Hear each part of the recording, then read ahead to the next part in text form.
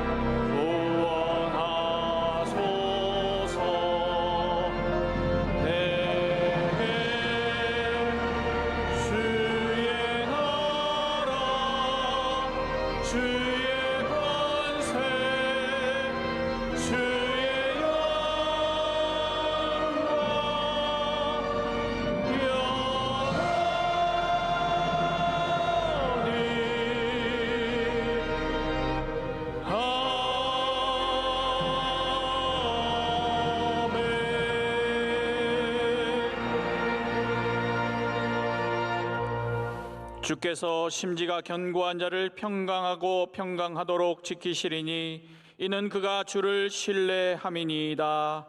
아멘.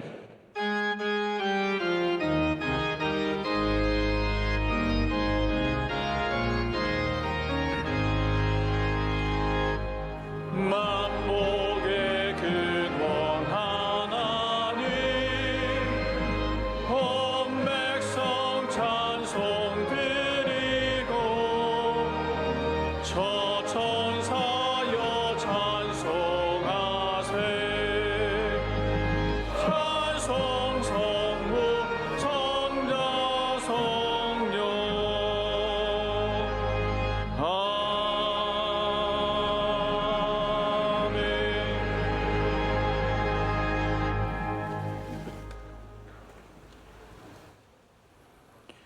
믿음의 선한 싸움을 싸우라.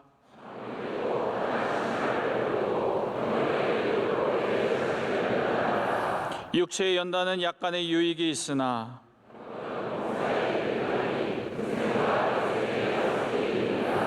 그도다 경건의 비밀이여 그렇지 않다 하느니 없도다.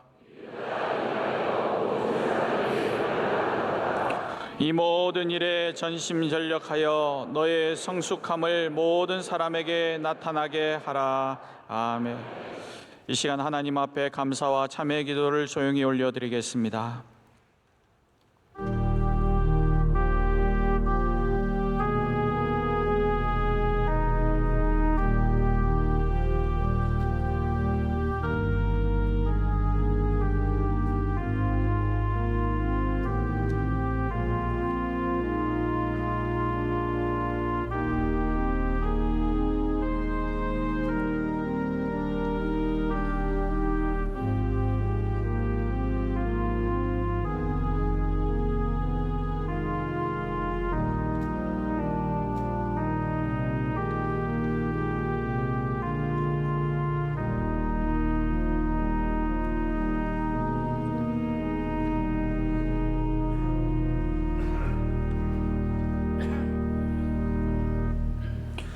전능하사 천지를 만드신 하나님 아버지를 내가 믿사오며 그 외아들 우리 주 예수 그리스도를 믿사오니 이는 성령으로 잉태하사 동정녀 마리아에게 나시고 본디오 빌라도에게 고난을 받으사 십자가에 못 박혀 죽으시고 장사한 지 사흘 만에 죽은 자 가운데서 다시 살아나시며 하늘에 오르사 전능하신 하나님 우편에 앉아 계시다가 저리로서 산자와 죽은 자를 심판하러 오시리라.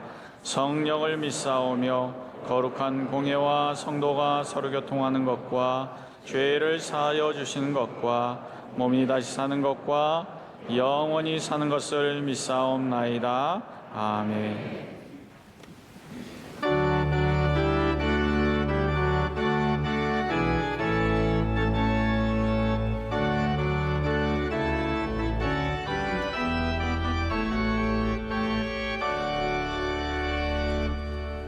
하늘에 가득한 영광의 하나님, 온 땅에 충만한 존귀하신 하나님, 생명과 빛으로 지혜와 권능으로 언제나 우리를 지키시는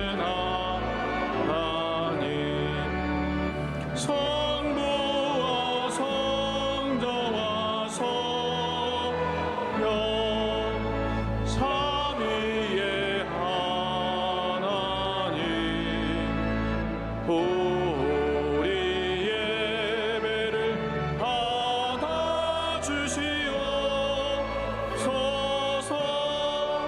4절입니다. 주 앞에 나올 때 우리 마음 기쁘고 그 말씀 힘내어 새 희망이 솟는다. 고난도 슬픔도 이기게 하시었고 영원에 잇대어 살아가게 하소서.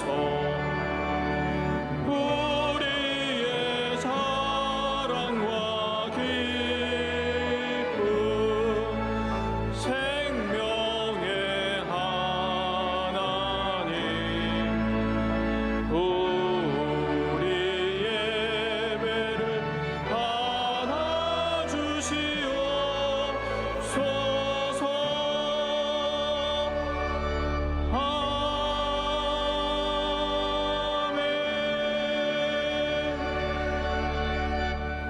예배를 위하여 여현모 장로님께서 기도 인도하시겠습니다. 전능하신 하나님, 지난 한 주간도 광야에서 우리를 인도하시고 거룩한 주일 성전에서 주님을 만나게 하시니 감사합니다. 세상에서 지은 우리의 죄와 탐욕을 회개하오니 용서하여 주옵시고 주님의 보혈로 정결케 하사 주님 기뻐 받으시는 예배되게 하옵소서. 이 민족을 사랑하사 순교의 터 위에 교회를 세우시고 우상 숭배의 길에서 돌이켜 복음의 나라로 인도하시니 감사합니다. 대통령과 위정자들이 나라와 민족을 사랑하며 하나님을 경외하는 믿음의 지도자들 되게 하옵소서. 한국교회에 성령의 강한 바람이 불게 하시고 주님 사랑과 이웃 사랑을 실천하며 세상이 본받아도 부끄럽지 않을 거룩함으로 민족을 살리는 부흥의 새 역사를 일으키게 하옵소서. 명성교회를 세우시고 풍성한 은혜 주신 하나님, 성도 모두가 겸손과 사랑으로 하나 되게 하시고 세우신 담임 목사님께 큰 능력과 지혜를 주셔서 교회의 사명을 잘 이어가 이전보다 더 큰 부흥을 이루게 하옵소서. 원로 목사님의 비전 사역과 군 선교사에게 늘 동행하여 주옵시고 특별히 기도로 준비하는 한국교회 군선교 50주년 기념대회를 통하여 지난 50년 은혜에 감사하며 미래 50년 청년 선교의 꿈과 비전으로 새 출발하게 하옵소서. 교회 창립 42주년을 기념하는 선교 컨퍼런스와 행사를 통하여 선교를 향한 하나님의 큰 비전을 품게 하시고 사명으로 무장된 모든 선교지마다 복음 전파의 힘찬 역사가 이어지게 하옵소서. 성년식을 마친 청년들에게 성숙한 믿음을 주시며 유아 세례를 받는 가정에는 자자손손 믿음 개성의 축복이 있게 하옵소서. 태어나시는 담임 목사님의 말씀을 통하여 사모하는 심령들이 하나님과의 신뢰관계가 든든히 뿌리내리며 세상을 이길 만한 세임과 믿음이 넘치게 하옵소서. 예배를 돕는 성도들의 충성된 헌신과 성가대의 찬양을 기뻐 받아 주옵시고 예배의 시종을 온전히 주님께 의탁드리며 거룩하신 예수님 이름으로 기도드립니다. 아멘.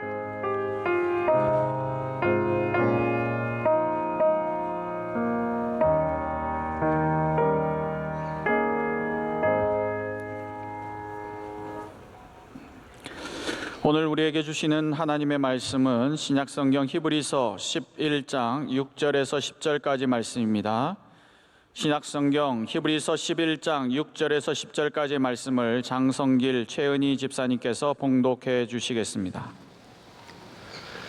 믿음이 없이는 하나님을 기쁘시게 하지 못하나니 하나님께 나아가는 자는 반드시 그가 계신 것과 또한 그가 자기를 찾는 자들에게 상 주시는 이심을 믿어야 할지니라.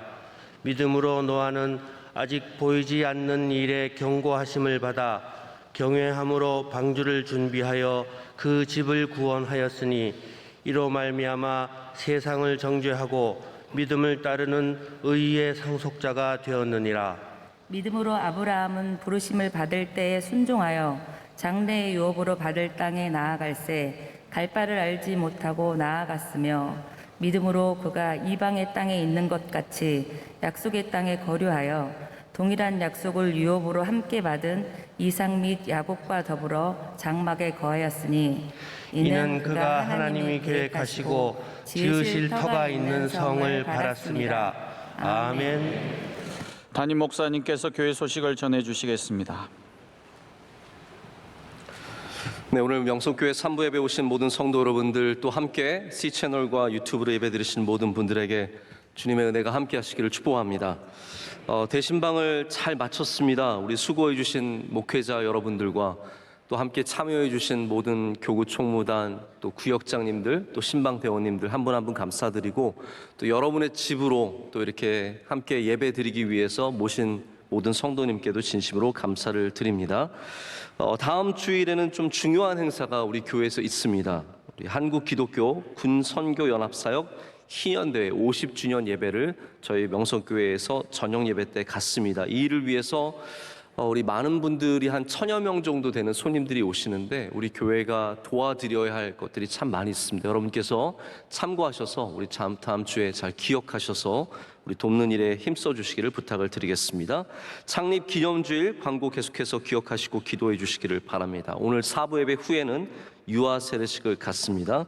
청년대학부 학예 단기 선교를 저희가 몇 년 만에 가게 되었습니다. 이번에는 이스라엘, 에티오피아, 캄보디아 3개국으로 가는데요.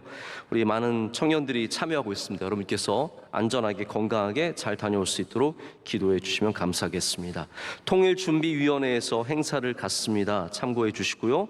또 역시 명성복지재단에서 직원을 모집하는데 여러분께서 주보를 봐주시면 감사하겠습니다. 그 모든 소식들 위해서 함께 기도해 주시길 바라고 이제 기도 열심히 하는 찬양대가 정성껏 준비한 찬양을 하나님께 올려드리겠습니다.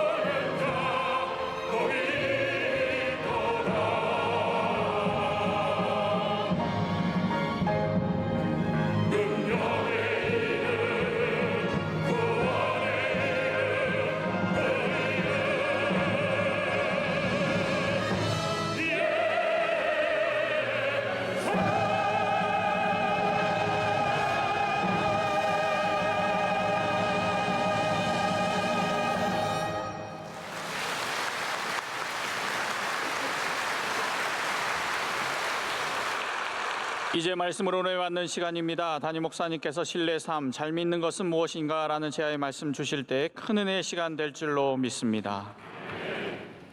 네, 힘차고 아름다운 찬양 통해서 하나님께서 영광 받으신 줄로 믿습니다.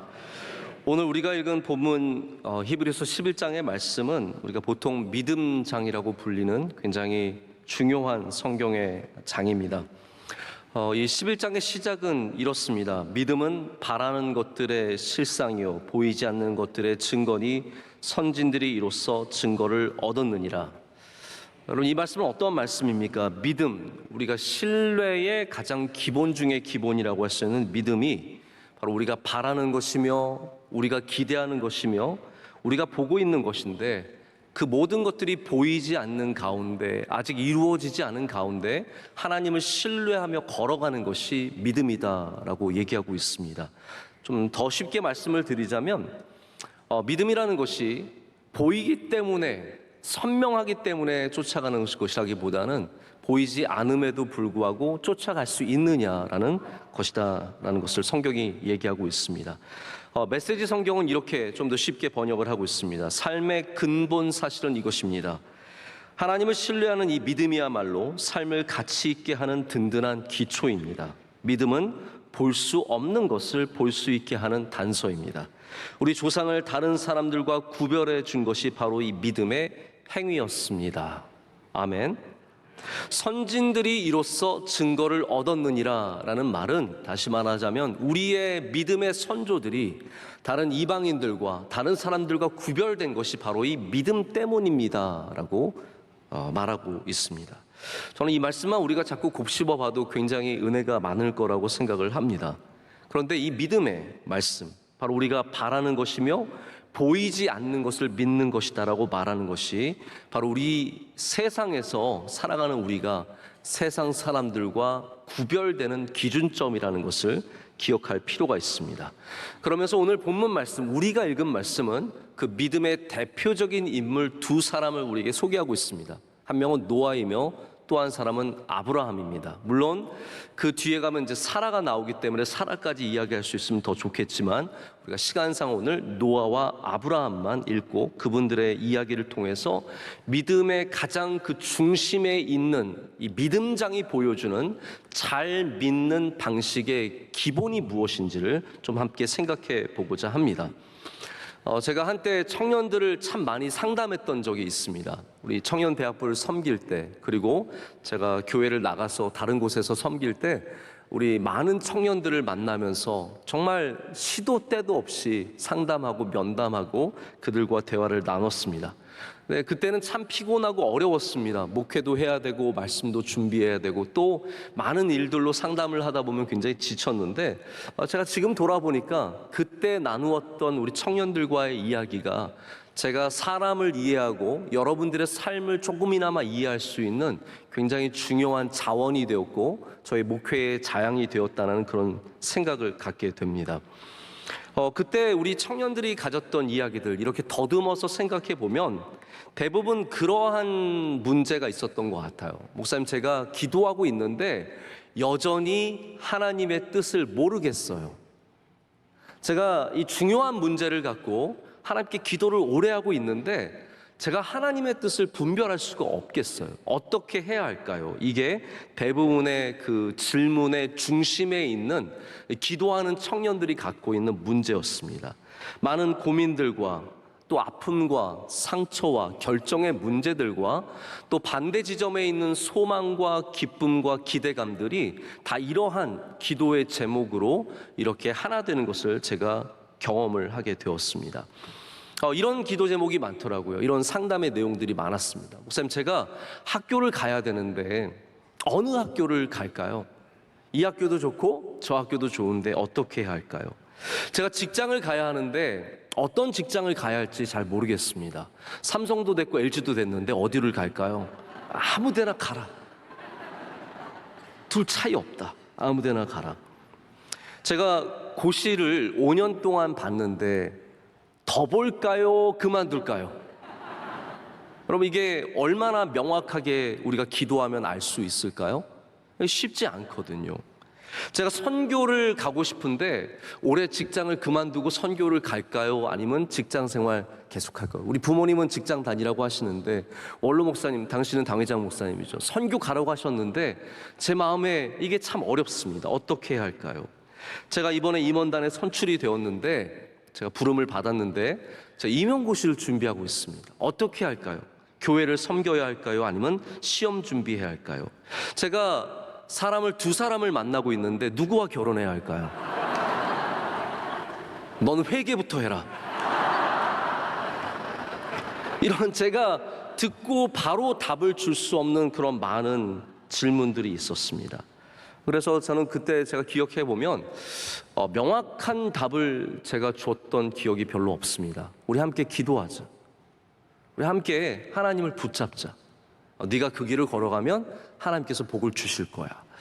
제가 요즘에 그때 많은 상담을 나눴던 우리 청년들을 여전히 교회에서 만납니다. 이제는 청년이 아니라 아줌마가 되었고 아저씨가 되었고 유모차 끌고 만나게 되고 또 직장 생활 잘하고 사회에서도 훌륭하게 이렇게 자리를 잡고 있는 모습들을 보게 되는데, 제가 갖고 있는 결론이라고 할까요? 저의 마음에 드는 생각은 이겁니다. 그때 그들이 명확한 답을 가진 것은 아니었지만 믿음으로 살아갈 때 하나님께서 그들에게 은혜를 주셨다라는 것이죠. 우리가 명확한 답을 알고 선명한 그림을 갖고 있으면 우리는 믿음이 좋다라고 생각할 수도 있고, 그래야만 우리가 결정을 내릴 수 있다라고 생각할지 모르겠지만, 오늘 말씀은 굉장히 다른 얘기를 우리에게 전해주고 있습니다. 잘 믿는 방법, 믿음의 요소가 무엇입니까? 히브리서 11장에서 말하는 믿음은 바로 명확하지 않을 때에도, even without clarity예요. 분명하게 보이지 않을 때에도 하나님을 신뢰하는 것이다 라고 말해주고 있습니다. 우리 많은 사람들이 믿음을 어떤 선명한 것을 갖게 되는 것이라고 생각을 하게 되는 것 같습니다. 내가 더 명확하게 알게 되는 것, 물론 여러분 기도하다 보면 선명해지는 것들이 있습니다. 조금 더 명확해지는 것이 있습니다. 하지만 사실 우리 삶의 대부분의 것들은 여전히 명확하지 않고 분명하지 않고 선명하지 않은 것이 많이 있습니다. 그럼에도 불구하고 우리와 함께 하시며 우리를 부르신 하나님을 신뢰하는 것, 그것을 우리가 믿음이라고 하는 것이죠. 만약에 여러분 하나님을 믿는다고 하면서 기도할 때 하나님 저에게 선명하게 보여주셔야만 제가 가겠습니다, 명확하게 보여주셔야만 제가 하겠습니다 라고 말한다면 그것은 결코 성경적인 믿음이 아닙니다. 하나님은 다양하게 역사하시기 때문에 물론 여러분의 기도에 아주 세밀하게 응답해 주시며 가장 정확하게 보여주실 때도 있습니다. 그러나 우리는 성경의 사건들을 한번 생각해 본다면 하나님께서 항상 그렇게 응답하시는 것이 아니라는 것을, 오히려 반대로 보여주시는 것 없이, 명확한 것 없이, 확실한 것 없이 우리를 부르실 때가 훨씬 더 압도적으로 많다는 것을 알 수 있습니다. 출애굽을 한번 생각해 보십시오. 하나님께서 모세를 부르셨고 모세에게 분명한 사명을 주셨습니다. 이 이스라엘 사람들을, 나의 사람들을 애굽으로부터 탈출시켜서 예배하게 하라. 하나님이 주신 사명이었습니다. 그러나 하나님께서 그런 사명을 주셨지만 모세가 그 일을 하는데 전혀 시나리오를 모르고 합니다. 어떤 일이 벌어질지, 어떤 상황이 전개될지 단 하나도 알지 못했습니다. 10개의 재앙, 모세가 준비한 것이 아닙니다. 하나님께 가서 늘 말씀을 듣고 가서 행했을 뿐이지 그는 하나도 알지 못했습니다. 만약에 모세가 탈출할 때 하나님께서 미리, 자 너희가 이제 탈출하면은 애국 군대가 너희를 쫓을 것이다, 그리고 너희는 그 홍해 앞에 서게 될 것인데 걱정하지 말아라, 네가 지팡이를 내밀면 내가 바다를 갈라서 너희로 건너가게 할 테니까 전혀 걱정하지 말고 출발, 자 이제 출발해 라고 했다면 모세가 얼마나 가벼운 마음으로 출발했겠습니까? 그러나 하나님은 전혀 그걸 가르쳐 주지 않으셨어요. 알지 못했습니다. 모세가 출애굽한 것은 믿음으로 출애굽한 것이지 알기 때문에 출애굽한 것이 아니었습니다. 그리고 그가 홍해를 만났을 때 그 전혀 앞을 모르는 상황 속에서 하나님의 말씀을 의지하여 지팡이를 내밀었을 때 하나님께서는 그에게, 그리고 이스라엘에게 은혜를 베풀어 주셨습니다. 여러분, 믿음이라는 것이 바로 이렇게 모르는 가운데, 알지 못하는 가운데, 갈 바를 알지 못하는 가운데, 보이지 않는데 하나님을 신뢰하며 걸어가는 것이다라는 것이죠. 세인트 루이스 대학교에서 철학을 가르쳤던 존 카버너라고 하는 교수가 있습니다. 이분은 아주 저명한 윤리학자였고 여러모로 탁월한 그런 삶을 사셨던 분입니다. 근데 이분이 가르치기 전에 젊었을 때 좀 많은 고민과 또 걱정거리와 그리고 결정의 장애를 갖고 내가 이걸 좀 해결해 보고자 하는 마음으로 먼 곳으로 가서 좀 기도하고 봉사하고 그러다 보면 내가 좀 명확하게 알게 되지 않을까라는 마음을 갖고 어디를 가기를 작정을 했습니다. 거기가 어디였냐면 인도의 캘커타라고 하는 곳입니다. 여러분, 인도의 캘커타 하면 누가 생각이 나십니까? 바로 테레사 수녀가 생각이 나죠. 이분이 편지를 보내서 내가 그곳에 가서 1년 동안 머물면서 좀 많이 묵상하고 기도하고 좀 하나님의 은혜를 말미암아 제가 좀 중요한 결정을 내리려고 합니다. 저를 좀 잘 받아주세요 라고 하고 연락을 해서 가게 되었습니다. 이때가 언제였냐면 테레사 수녀님이 노벨상을 받기 4년 전이었다고 합니다. 그만큼 좀 덜 알려졌었을 때죠. 이분이 처음 가서 하게 된 사역이 어느 곳이었냐면 죽어가는 자를 위한 집, The House of the Dying이라고 해서 정말 말 그대로 길거리에서 죽어가는 사람들, 이 빈민들, 아무도 돌보지 않는 사람을 데려다가 씻기고 먹이고 치료하고 그들을 도와주는, 지금으로 보자면 호스피스 같은 그런 사역을 하는 곳이었습니다. 자기가 거기서 봉사하고 기도하면 뭔가 좀 명확하게 알게 될 거란 기대감이 있었죠. 도착을 해서 이제 수녀님을 만나게 되었습니다. 만나자마자 수녀님께 부탁을 했어요. 수녀님, 저를 위해 기도해 주세요. 저를 위해 기도해 주세요. 그러자 수녀님이 물었습니다. 제가 뭘 위해서 기도해 드릴까요? 무슨 기도 제목이 있으세요? 이렇게 묻자 이분이 얘기를 합니다. 자기가 왜 먼 미국에서 여기까지 오게 되었고 왜 1년 동안 이곳에서 봉사하게 되었는지를 이야기하면서 수녀님, 제가 좀 명확한 답을 얻을 수 있도록 저를 위해서 기도해 주세요. 이렇게 부탁을 했습니다. 그러자 수녀님이 의외로 전혀 엉뚱한 대답을 합니다. 저는 그렇게 기도하지 않습니다. 저는 그렇게 기도해 드리지 않을 거예요. 단호하게 말하면서 명확한 답을 찾는 건 당신이 기도 가운데 요구해야 할 마지막 것입니다. 오히려 그거를 붙잡으려고 하는 생각을 자꾸 내려놔야 합니다. 라고 얘기를 합니다. 그러자 이 존 카버나라는 분이, 아니 수녀님은 정말 삶에 명확한 비전이 있어서 얼마나 행복하시겠어요. 물론 힘들고 고통스럽지만 이렇게 빈민들을 위해서, 어려운 사람들을 위해서 분명한 비전을 갖고 있으니 그게 얼마나 좋습니까? 아마 여러분들도 살아가면서 삶에 명확한 비전을 갖고 계신 분도 굉장히 부러우실 거예요. 아마 그런 생각이 있었던 것 같아요. 그러니까 저도 삶의 명확한 답을 위해서 좀 기도해 주세요. 다시 이렇게 부탁을 했습니다.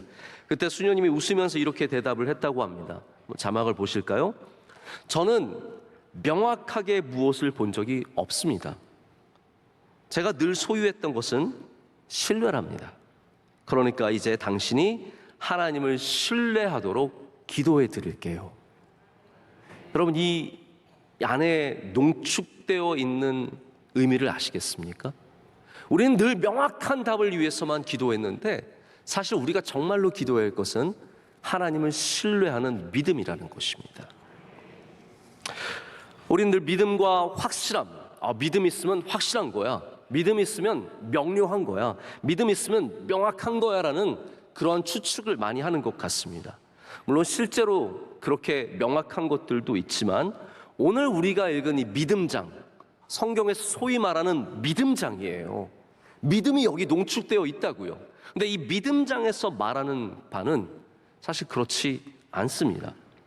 하나님께서 우리에게 모든 것을 다 알려주시는 것이 아니고 보여주시지 않는다고 합니다. 그러면서 우리에게 이 두 명의 인물들을 제시하고 있습니다. 믿음 하면 떠오르는 사람 누구입니까? 아브라함 아닙니까? 당대의 의인이었으며 하나님 앞에 순결한 사람은 또한 누구입니까? 노아잖아요. 이렇게 믿음의 모델이 되는 두 사람을 제시하면서 그들의 공통점을 얘기합니다. 그들은 보지 못했다는 거예요. 그들은 알지 못했다라는 겁니다. 그러나 믿음으로 하나님을 신뢰하고 따라갔다라고 성경은 얘기하고 있습니다.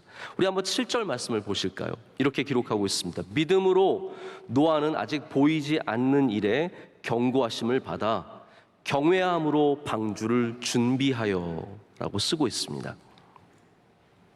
여러분, 노아가 무엇을 보고 무엇을 알고 방주를 지었을까요? 수백 년 동안 그 방주를 지어가면서 노아가 야, 이제는 멸망의 때가 오는구나 알았기 때문에 그것을 준비했을까요? 아닙니다. 노아는요, 평생 언제 비가 올지 몰랐습니다. 그냥 하나님께서 너는 방주를 지어라 라고 해서 지은 것이지 그 때를 알지 못하고 그 보이지 않는 것을 볼 수 없는 상황에서 계속해서 나아갔습니다. 그때 노아가 갖고 있는 자세가 무엇이었다고 성경은 말하고 있습니까?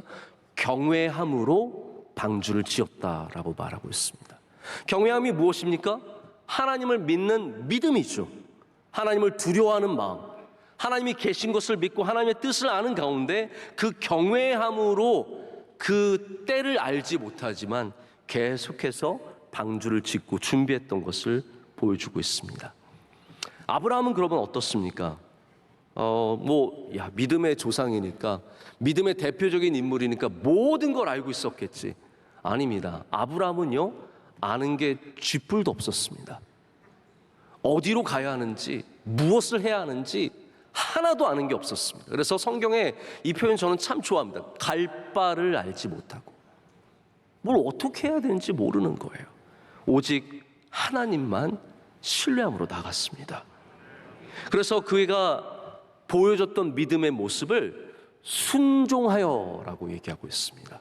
자, 보십시오. 노아는 경외하였고 아브라함은 순종하였습니다. 이게 다 우리가 신뢰에 포함되는 굉장히 중요한 믿음의 모습들입니다. 8절 말씀 한번 보실까요? 믿음으로 아브라함은 부르심을 받았을 때 순종하여 장래 유업으로 받을 땅에 나아갈새 갈 바를 알지 못하고 나아갔으며, 하나님께서 우리를 부르셨고 사명을 주셨고 맡기시고 가라고 말씀하시면 좀 디테일하게 세겜으로 갈 것을, 부엘세바에 가서 무물을 팔 것을, 그래도 내가 항상 함께할 것을, 이런 거 다 가르쳐 주시면 얼마나 좋겠습니까? 내가 카운트다운 할게. 자, 10부터 세면 이제 비 온다. 그러니까 걱정하지 마. 내가 딱 때가 되면 가르쳐 줄 테니까 넌 그냥 방주만 짓고 있으면 돼. 이게 아니었다라는 거예요.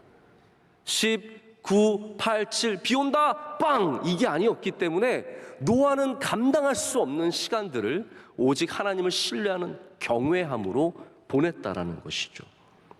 여러분, 우리가 때만 알아도 편합니다. 우리가 갈 곳만 알아도 좀 편합니다.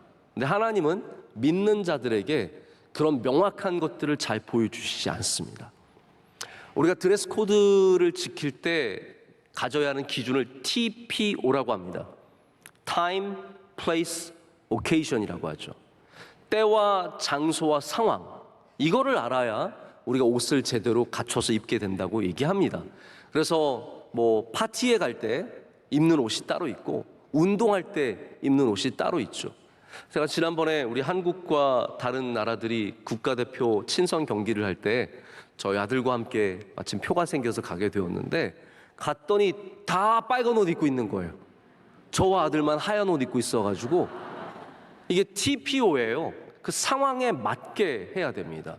여러분, 근데 이게 옷에만 해당되는 것이 아니라 우리 삶에도 TPO를 알면 편합니다. 때와 장소와 상황만 알아도 우리는 살아갈 만해요. 근데 하나님께서 이것을 잘 가르쳐주지 않으십니다. 우리를 때를 알기 때문에 사는 것이 아니고, 장소를 알기 때문에 사는 것이 아니고, 믿음으로 살라라고 주님께서는 하나님을 신뢰할 것을 요구하십니다. 물론 우리가 명확하게 믿는 것도 있습니다. 저는 저의 믿음에 명확한 것들이 있습니다. 저는 예수님께서 하나님의 아들이시며 또한 우리를 위해 이 땅에 태어나시고 이 땅에서 사셨고 십자가에 죽으셨고 우리를 위해 살아나셨으며 승천하셨고 다시 오실 것을 확실하게 믿습니다. 확실하게 믿습니다. 거기에는 조금도 의심도 없고 명확하지 않은 것도 없습니다. 그러나 다른 모든 것들은 불명확합니다. 아는 것들이 별로 없습니다. 분명한 것이 별로 없습니다. 그럼 너무 분명한 것을 말하는 사람은 좀 의심해 봐야 합니다. 생각해 보면 저의 삶의 많은 결정들이 불명확한 가운데 내린 결정들입니다. 제가 대학에 갈 때 저는 저를 도와주신 분들이 별로 없었기 때문에 그냥 제가 이렇게 보면서 그냥 이름 괜찮은 대학교들, 남들이 보기에 뭐 좀 괜찮은 대학교도 몇 개 모아가지고 지원하고 그 다음에 된 것 중에서 좀 고민하다가 갔어요. 저는 명확한 게 하나도 없었어요. 뭐 그 학교를 가면 더 복되다, 더 잘 된다 이런 거 하나도 모르고 갔는데 가서 학교를 다녀보니까 아, 하나님이 나를 여기 보내셨구나 라는 그런 믿음을 갖게 되더라고요. 저는 신대원에 올 때 한국에서 이제 나중에는 공부를 했지만 처음에 좀 고민이 있었습니다. 미국에서 신학교를 공부할까? 한국에서 공부할까? 근데 제가 한국에서 공부하면 내가 더 유리할 거야. 내가 더 잘 될 거야. 이런 판단으로 온 것은 절대로 아닙니다. 저는 늘 헷갈렸어요. 어디를 가는 것이 더 맞을까? 굉장히 불안했습니다. 유학을 갈 때도 제가 다시 유학을 가게 되었는데 제가 여러 생각이 없었습니다. 저는 그냥 학교 하나에 집어넣었는데 그 학교가 받아줘서 간 거예요. 그 학교가 안 받아줬으면 저는 갈 수 없었을 것입니다. 다시 말씀드리자면 제 미래에 제가 명확한 청사진을 가지고 명확한 것을 알고 있기 때문에 선명하게 봤기 때문에 간 곳은 한 군데도 없습니다. 어쩌면 다 잘 모르면서 했는데 하나님이 은혜를 주신 거죠. 여러분의 삶에 명확한 것이 과연 몇 개나 있습니까? 심지어 결혼할 때도 별로 명확하지 않습니다. 여러분 한번 생각해 보세요. 지금 남편과 아내의 얼굴을 보지 마시고 속으로만 생각해 보세요. 여러분 정말로 100% 확신했기 때문에 결혼하셨습니까? 저는 제가 오늘 1부와 2부 예배 때 이 말씀을 드리면서 사실 2부 때는 얘기를 안 하려고 그랬어요. 왜냐면 저희 아내가 2부 예배를 드리기 때문에. 근데 제가 결국 얘기를 했고 주워 담을 수가 없더라고요. 그래서 제가 3부 때도 그냥 말씀을 드리겠는데 저는 저희 아내를 지금도 100% 사랑하고 뭐 저희 아내가 아니면 내가 결혼할 수 있었을까 당연히 그런 상상도 못 하는데 결혼할 때는요 솔직히 말씀드리자면 확실하지 않았어요. 잘 몰랐어요. 뭐 이렇게 갑자기 이상하게. 네. 여러분 얼마나 확신이 있었길래 아니 결혼을 당연히 하죠. 사랑하죠. 그리고 결혼하겠다는 다짐을 했죠. 그리고 마음에 확신도 있지만 그것이 명확하게 이 사람 아니면 안 되고 뭐 그런 건 없었다라는 거죠. 그냥 저는 하나님의 은혜를 의지하고 결혼했을 뿐이에요. 그리고 하나님께서 분명히 우리 가정에 은혜를 주셨다라고 믿습니다. 요즘 많은 젊은이들이 결혼하지 못하는 이유 중에 하나가 바로 확실하지 않아서입니다. 마음의 확신, 뭐 충격적인 사건을 통해서 하나님이 우리를 배필로 맺어주신 그것이 확실한 사람이 과연 몇 명이나 있겠습니까? 대부분은 불확실성 속에서 잘 모르는 가운데 결정을 내리는 것이죠. 그러나 우리가 하나님을 신뢰하는 마음으로 결정을 내리면 그럼 하나님께서 그 길을 반드시 인도해 주실 줄로 믿습니다. 그래서 오늘 이 히브리서는 우리에게 믿음이 무엇인지를 정의해 주고 있는 거예요. 노아가 맞닥뜨렸던 시간의 불확성성, 내가 언제 이것을 마칠 수 있을까? 언제 비가 올까? 여러분 인간이 우리가 항상 맞닥뜨리는 도전이며 우리의 한계입니다.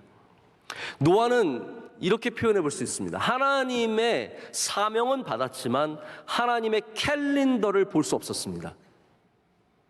하나님이 언제 이 일을 끝내실지, 언제 시작하실지 전혀 하나님의 캘린더를 볼 수 없었습니다. 그가 할 수 있었던 것은 오직 그 불분명한 시간의 흐름 속에서 하나님을 신뢰하고 말씀하신 방주를 계속해서 지어가는 일일 뿐이었습니다. 여러분 혹시 여러분 중에 대통령의 캘린더를 보신 적 있으신 분 계십니까? 우리가 아무리 우리 교인 중에 대통령 가깝게 일하는 분들도 계시겠지만 그 어느 누구도 대통령의 캘린더를 볼 수가 없습니다. 이건 국가 기밀입니다. 물론 때가 가까이 오면 좀 알 수 있는 스케줄도 있지만 우리는 대통령의 스케줄을 볼 수 없습니다. 하나님의 캘린더는 애초에 우리 인간이 엿볼 수 없게 만들어졌습니다. 우리가 아무리 뛰어난 믿음을 가져도 하나님의 캘린더를 볼 수 있는 사람은 이 세상에 없습니다.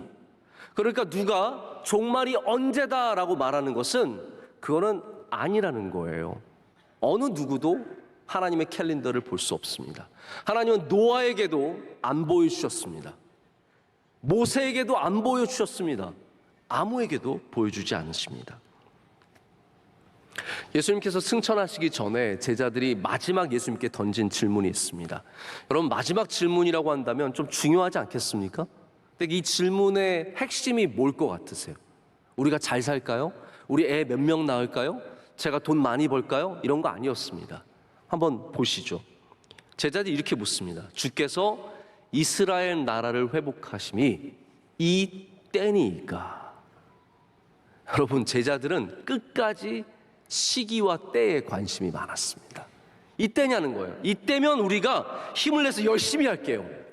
이때면 우리가 견딜 수 있습니다. 때만 알면 우리는 할 수 있어요 라고 묻는데 예수님께서 뭐라고 말씀하십니까? 때와 시기는 아버지께서 아버지의 권한에 두셨으니, 이건 하나님의 캘린더에 적혀 있으니 너희가 알 바 아니요. 그 캘린더 너희 보지 말라라는 것, 볼 수 없다라는 겁니다. 때와 시기가 하나님께 있다라는 것, 우리가 그것을 볼 수 없다라는 것, 여러분 그것을 겸손하게 받아들여야 합니다. 그것이 우리 사람의 자세입니다. 그것을 겸손하게 받아들인 사람의 이야기가 있습니다. 베드로죠. 베드로가 베드로전서 5장 6절과 7절에 이렇게 쓰고 있습니다. 그러므로 하나님의 능하신 손 아래에서 뭐라고요? 겸손하라. 때가 되면 너희를 높이시리라. 너희 염려를 다 주께 맡기라. 이는 그가 너희를 돌보심이라. 여러분, 베드로도 때를 모르는 사람이었습니다. 하나님의 정하신 때가 되면 그때 하나님이 행하시는 일들이 있다라는 거죠. 그때까지 우리는 어떻게 했습니까?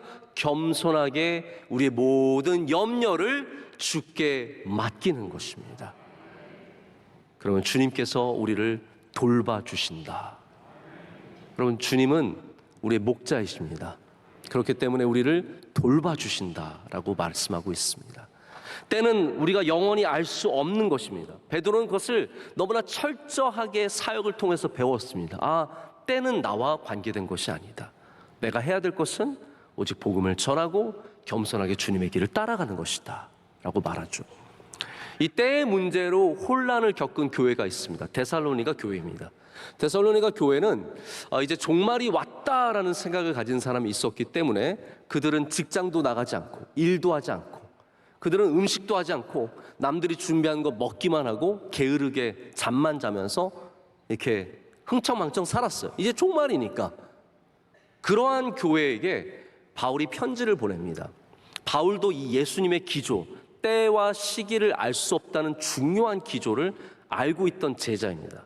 그렇기 때문에 베드로와 똑같이 여기에 대해서 말을 하는데 데살로니가 전서 5장 1절과 2절에 이렇게 쓰고 있습니다. 형제들아, 때와 시기에 관하여는 너에게 쓸 것이 없음은 주의 날이 밤에 도둑같이 이를 줄을 너희 자신이 자세히 알기 때문이라. 이 종말은 내가 너에게 쓸 것이 없다는 거예요. 너희가 알 바도 아니고 나도 모르기 때문에 이건 말할 필요도 없다라는 겁니다. 그러면서 말하기를, 이게 이제 중요하죠. 데살로니가전서 5장에 쭉 나오는 말씀, 여러분이 잘 아시는 말씀도 있어요. 항상 기뻐하라, 쉬지 말고 기도하라, 범사에 감사하라. 하나님의 뜻, 이것이 바로 그리스도 예수 안에서 너희를 향하신 하나님의 뜻이니라고 말하는 것은, 하나님의 뜻은 때와 시기를 아는 그것에 있는 것이 아니라 우리의 삶 가운데 기도하고 깨어서 감사하고 깨어서 기뻐하는 것, 이것이 바로 우리가 삶을 살아가는 기조가 되어야 한다라고 말하고 있습니다. 여러분, 많은 사람들이 이제 팬데믹이 언제 끝나냐고 묻습니다. 언제 끝날까요? 정확한 답을 아는 사람이 누가 있을까요? 과학자들, 의료진들, 또 관료들, 가장 최전선에서 이 일을 공부하고 연구하고 싸우는 사람들은 알까요? 저는 그분들도 모른다고 생각을 해요. 자, 이분들이 말하는 것들이 있습니다. 어떤 전문가가 나와서 올해 안에는 끝날 것 같습니다, 이렇게 얘기합니다. 우린 기분이 좋아집니다. 근데 다음날 다른 전문가가 나와서 이거 평생 가요. 이거 이제 인류는 이것들과 함께, 그분들은 꼭 이렇게 또 시니컬하게 얘기해요. 시니컬하게 얘기하시는 분들은 말투도 그래요. 이거 인류들이 항상 갖고 가는 거예요. 이제는 그냥 마스크 늘 쓰고 다녀야 돼요. 뭐 이러면서 얘기를 이런 식으로 하죠. 근데 제가 그분들을 보면서 깨달은 게 있어요. 다 몰라요. 다 모르는데 기준은 뭐냐면 어떤 분들은 약간 긍정적이에요. 그래서 모르지만 올해 끝날 것 같아요, 이렇게 얘기하는 거고요. 어떤 분들은 좀 부정적이 있어요. 시니컬해요. 그렇기 때문에 평생 가요, 이렇게 얘기하는. 이거는 과학적인 기초에 갖고 있는 것이 아니라 조금 데이터를 갖고 마음을 따라서 얘기하는 겁니다. 그러니까 너무 긍정적인 분에 넘어가서도 안 돼요. 다 올해 끝났네, 다 끝났어 이제, 이럴 필요도 없고요. 또 이제 평생 내가 마스크 쓰고 다니는, 인생이 아직 40년이나 남았는데 40년 난 거 누가 알아요? 몇십 년 나는지 알지도 못하면서 내가 앞으로 많이 살아야 되는데 이제 평생 고생하겠구나? 여러분, 여기에 왔다 갔다 할 필요 없습니다. 어떤 사람은 긍정적인 거고 어떤 사람은 부정적인 거예요. 우리는 알지 못하는 것을 빨리 깨달아야 합니다. 그럼 우리는 어떻게 해야겠습니까? 이 시기에 알지 못할 때 노아는 경외함으로 방주를 지었습니다. 그렇기 때문에 우리도 이 알지 못하는 가운데 경외함으로 하나님이 주신 일들을 꾸준히 해나가야 합니다. 그것이 무엇이 되었던 간에 항상 기뻐하고 쉬지 말고 기도와 범사에 감사하면서 우리에게 주신 일들을 만들어 가야 된다는 거죠. 세겜으로 가고 부엘세바로 내려가고 다시 세겜으로 올라갈지라도 이 끊임없이 이 일들을 감당해야 할 줄로 믿습니다. 장소도 마찬가지입니다. 아브라함은 오늘 말씀처럼 갈 바를 알지 못했지만 하나님을 믿음으로 쫓아갔던 사람입니다. 왜냐하면 그에게는 장소가 그렇게 중요한 문제가 아니었기 때문이에요.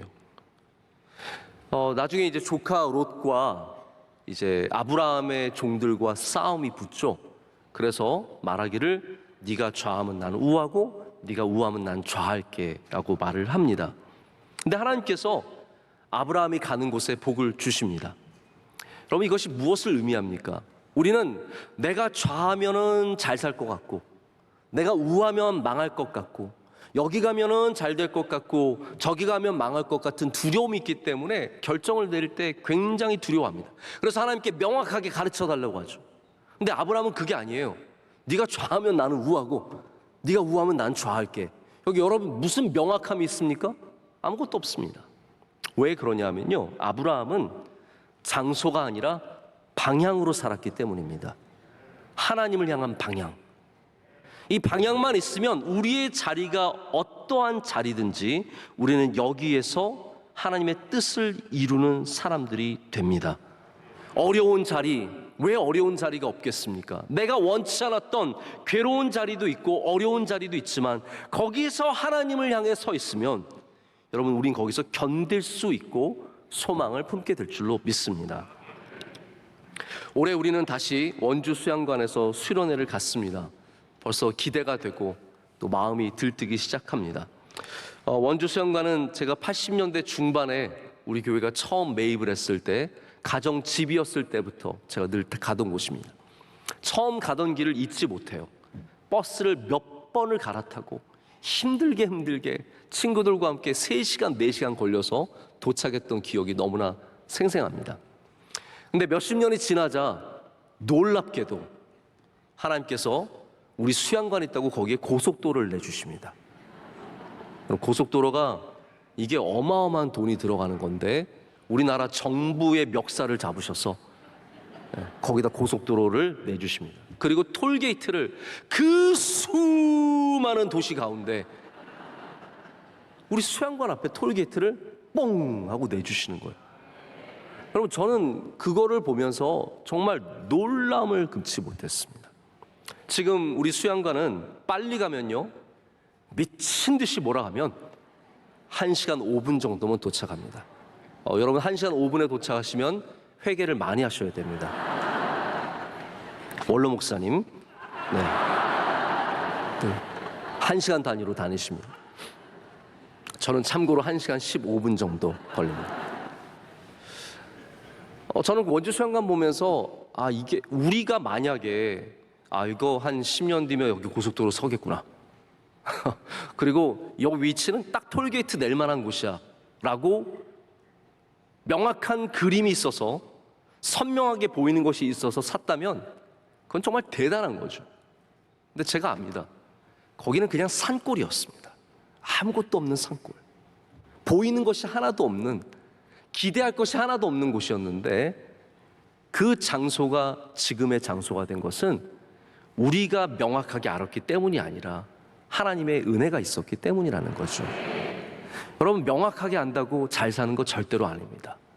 내가 분명하게 안다고 거기에 가서 선점하면 여러분이 복을 받는 것도 아닙니다. 우리는 삶의 장소의 모든 곳에서 하나님을 의지하는 사람들 되어야 할 줄로 믿습니다. 말씀을 맺겠습니다. 9절과 10절 마지막의 말씀은 이렇게 설명을 좀 드리면 될 것 같습니다. 아브라함과 그의 자손, 바로 이삭과 야곱이 이 약속의 땅인데 거기에서 영원히 머물 것을 생각하지 않고 낯선 땅처럼 여기며 장막, 텐트를 치고 살았다라고 성경은 기록하고 있습니다. 그럼 왜 아브라함과 이삭과 야곱은 거기서 장막을 치고 살았을까요? 10절 말씀은 바로 영원하신 하나님의 도성, 바로 영원하신 하나님을 바라봤기 때문에 이 땅에서 하나님을 의지하며 그렇게 장막을 치고 살았다라는 것을 얘기합니다. 그래서 이 말씀이 나그네에 대한 말씀으로 이어져 가게 되어 있습니다. 우리의 본향은 하나님의 나라, 우리의 영원한 분은 하나님밖에 없다라는 것을 이 믿음장이 끌고 나가게 되죠. 여러분, 그렇습니다. 우리는 영원하신 하나님을 바라보는 장막에 거하는 자들이 되어야 합니다. 이 땅에서 우리는 어떠한 세상의 것들만 바라보면서 명확하게 알고 살아가는 것이 아니라 우리는 불명확성 속에서도 우리를 인도하시는 하나님을 신뢰하며 노아처럼 경외하고 아브라함처럼 순종하며 걸어갈 때 주님께서 영원토록 여러분을 통해서 영광 받으실 줄로 믿습니다. 오늘 분명히 여러분 기도하는 제목들이 있으실 텐데 명확하게 보이지 않을지라도 그것이 다 여러분들의 믿음의 증거가 되시는 은혜가 있으시기를 축복합니다. 기도하겠습니다. 하나님 아버지, 감사합니다. 오늘 주님 주신 말씀을 굳게 붙잡습니다. 우리의 믿음 없음을 불쌍히 여겨주시고 오늘도 우리에게 믿음을 더하여 주시옵소서. 하나님, 우리 삶에 기도하는 많은 기도의 제목들 가운데 여전히 불투명하고 명확하지 않은 것들이 많이 있습니다. 하나님, 그렇지만 주님께서 우리의 삶에 함께 하심을 분명하게 믿습니다. 우리 삶의 중요한 결정들마다 주님을 의지하게 하여 주시옵고 또한 하나님께서 함께 하실 때 그곳에 주님의 은혜가 반드시 있게 될 줄로 믿습니다. 예수님의 이름으로 기도드립니다. 아멘. 주신 말씀 기억하면서 다 같이 찬송가 445장 부르시면서 새가족 등록과 함께 준비하신 예물 하나님 앞에 올려드리겠습니다.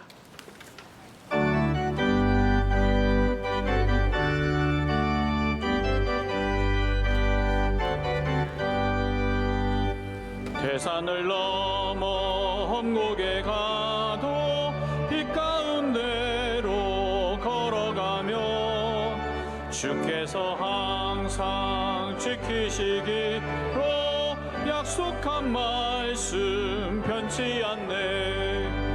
하늘의 영광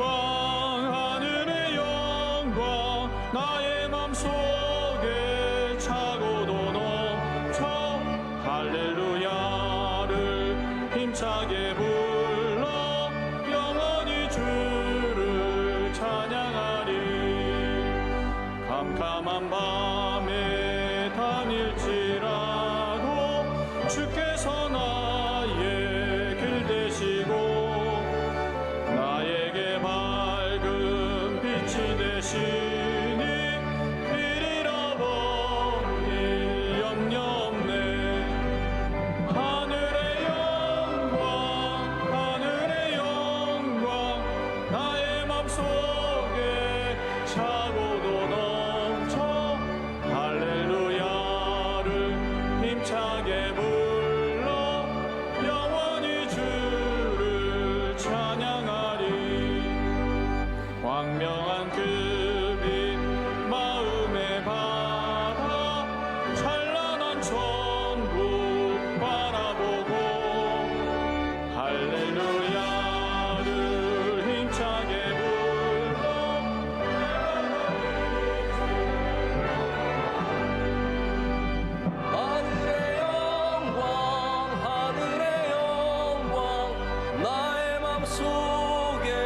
차고도 넘쳐 할렐루야를 힘차게 불러 영원히 주를 찬양하리.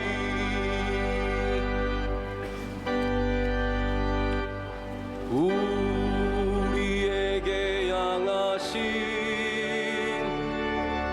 여호와의 인자심이 크도다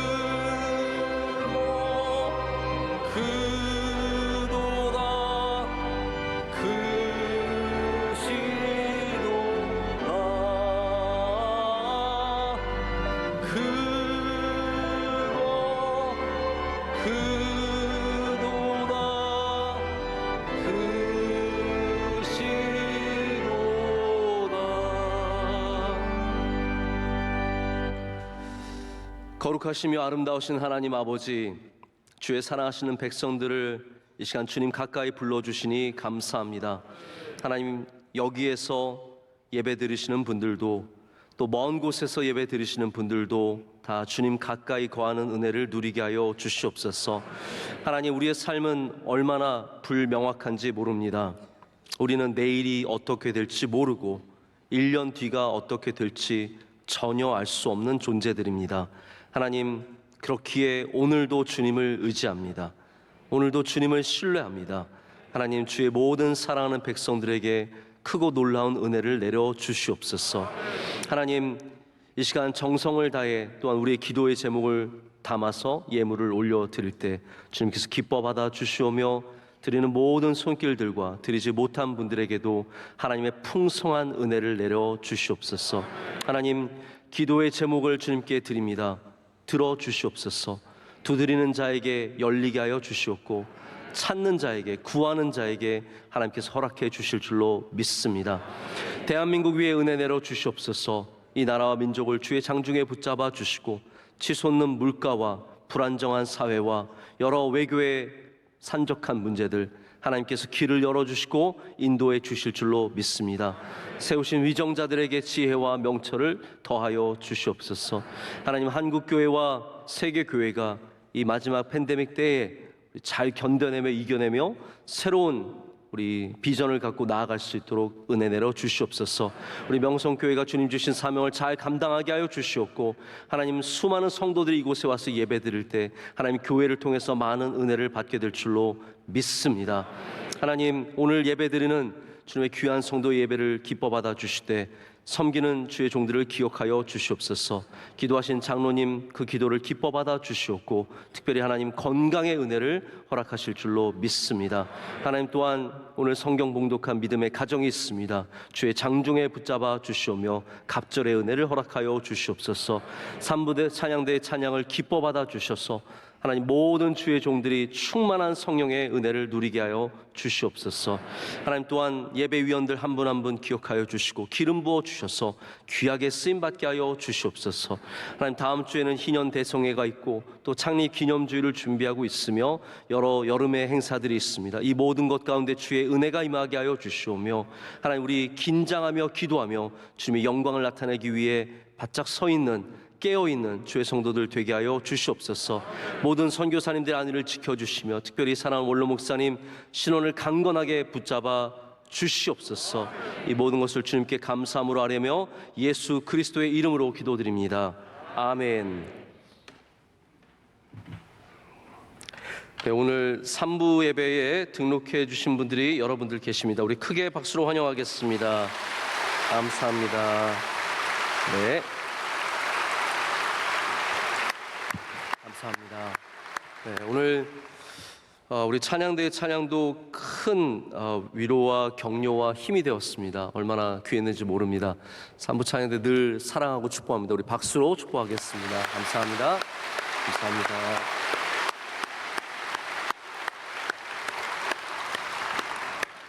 우리 옆에 분들과 인사하실까요? 인사하실 때 보이지 않을지라도 신뢰합니다. 우리 서로 인사하시겠습니다. 보이지 않을지라도 신뢰합니다. 네, 보이지 않을지라도 신뢰합니다. 감사합니다. 네, 한 주 동안도 주님 안에서 승리하시는 삶, 주님을 신뢰하는 삶 사시길 바라고요. 다음 주에 우리 군선교 희년 대성회 위해서 기도해 주시고 또 예배를 잘 협조해 주시기를 바랍니다. 창립 기념주일 있습니다. 우리 청년대학부 단기선교 여러 곳으로 가시고 또 에티오피아는 지금 이렇게 코로나가 다시 확진되는 분들이 많대요. 제가 그래서 걱정이 되어서 지난 토요일 날 우리 청년대학부 모았거든요. 제가 물어봤어요. 우리 코로나 걸렸던 사람 손들라고 했더니 95%가 손들더라고요. 그래서 다 믿는 구석이 있으니까 가는구나. 네, 그래서 아마 분명히 안전하게 또 건강하게 잘 다녀올 거라고 생각을 합니다. 여러분들도 계속해서 기도해 주시기를 바랍니다.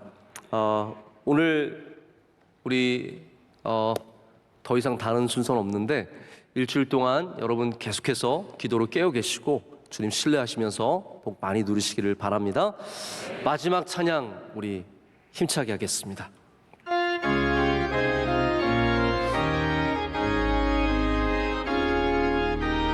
주님 우리를 통해 계획하시니 부족한 입술로 찬양하게 하시니 주님 우리를 통해 계획하시니 너를 통해 하시니 기대해 주님 우리를 통해 계획하시니 부족한 입술로 찬양하게 하시니 주님 우리를 통해 계획하시니 우리를 통해 하시니 기대해 이제는 우리 주 예수 그리스도의 크신 은혜와 하나님 아버지의 영원하시고 변화없으신 그 크신 사랑과 성령님의 임재하심과 우리 가운데 충만케 하심이 주의 말씀을 듣고 보이지 않는 가운데도 불명확한 가운데도 오직 믿음으로 걸어가는 주의 모든 사랑하는 성도들과 복된 기업들 위해 그 귀한 가정들 위해 이제로부터 영원토록 함께 하시기를 간절히 축원하옵나이다. 아멘.